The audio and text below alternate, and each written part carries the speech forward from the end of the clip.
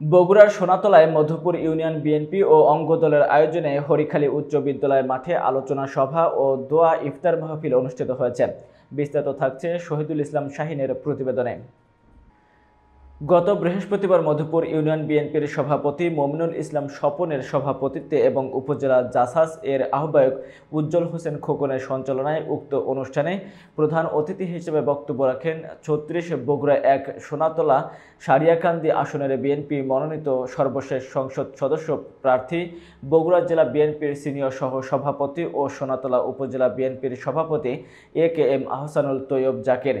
অন্যান্যদের মধ্যে বক্তব্য রাখেন মধুপুর ইউনিয়ন বিএনপির সাবেক সভাপতি এমদাদুল হক টুকু, উপজেলা বিএনপির সিনিয়র সহ সভাপতি এ.কে.এম. আহসানুল হাবিব রাজা, উপজেলা বিএনপির সাংগঠনিক সম্পাদক শফিকুল ইসলাম, আহসান হাবিব রতন, হরিখালী উচ্চ বিদ্যালয়ের প্রধান শিক্ষক আবদুল্লাহ আল মাসুদ, পৌর বিএনপির সভাপতি আবু নাসের ওয়াহেদ নবেল।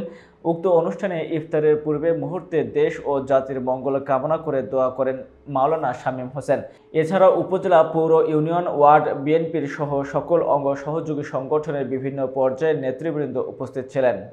আমরা আল্লাহর অশেষ মেহেরবানি, এইবার আমরা মন খুলে, প্রাণ খুলে, দিল দিয়ে আমরা আল্লাহর ইবাদত করতে পারছি, রোজা করতে পারছি। তিনি ইসলামকে ক্ষতিগ্রস্ত করার জন্য, নির্মূল করার জন্য এমন কোন কাজ নাই যে কাজ করেনি।